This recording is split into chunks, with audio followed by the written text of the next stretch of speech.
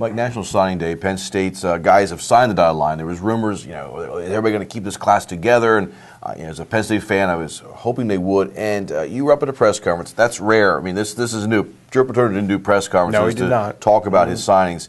Bill O'Brien does. What was your takeaway from the press conference and just your impressions of this year's class for Penn State? Well, first of all, they had 17 members of this class. 5 of them enrolled early, so they didn't formally have to sign on Wednesday. But all the ones who signed or committed held up to their commitment and are going to Penn State. So I think that's good. If you grade them on a curve in the context of these NCAA sanctions that they're facing, I think they knocked it out of the park. According to all the recruiting experts, they did an amazing job.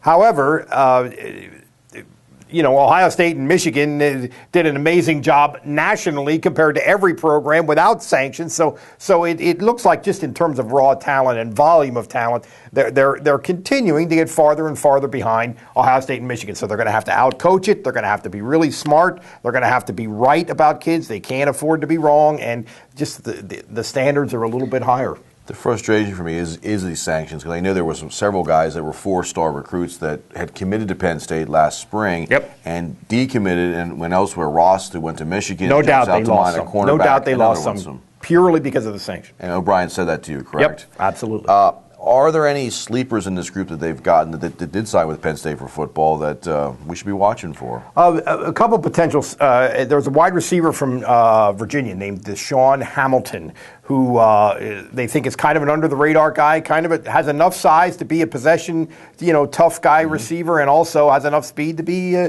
kind of a deep threat, they think. Another one that I forgot about, a kid from Alabama named Parker Cothran, who is a defensive end, who they think is a sleeper. They think is an under-the-radar guy, played very high level, 6A high school football in Alabama, which is a pretty high level of high school football. And we asked Bill O'Brien, are there some sleepers in this class? And he said yes. I'm not going to tell you who, but yes. So we know about the notable guys. Christian Hackenberg, the #1 quarterback in the nation, according to ESPN.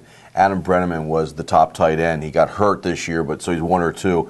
They'll probably be redshirted. I think almost certainly, unless something crazy happens, they will both be redshirted. Yeah. But who are some guys that maybe Penn State has to count on this year from this class? Well, they're going to have to do at least one of these defensive back type kids is at least going to have to play because Penn State is thin in the secondary and also particularly on special teams. They're just going to have some of these guys play. 2 possibilities, both named Smith. Jordan from Washington, D.C., and Anthony, who went to Valley Forge Military Academy down in Valley Forge. He maybe is a little bit more mature because he did the prep school thing for a year. He might be a kid who can step in right away. Talking about stepping in or walking on or running on, as Penn State likes to call it now, O'Brien. Walk-on program. Everybody hears about walk-ons, Rudy and so forth from Notre Dame, but Penn State really has to put emphasis because they have had a reduction in their scholarships coming. It's a manifestation of the sanctions. And there's been a run-on with run-ons. Can you talk about these guys? There's one even locally, though, that might be walking on to Penn State. A kid named Tom Devaney, who is a lineman from Warwick High School, who he's looking at some Ivy League schools. He's a very good student. He's been accepted to Penn State in the engineering program. And if they invite him as a walk-on, which it's not entirely clear that that's happened, at least to him, because I talked to him on the phone yesterday. If that happens, if they invite him, he's going. He's going to Penn State. But there's a bunch of them, and there's gonna have to be some roster massaging, roster management as we go forward with the limitations that Penn State's under. They're under challenges, but this should be interesting and fun to watch. No doubt.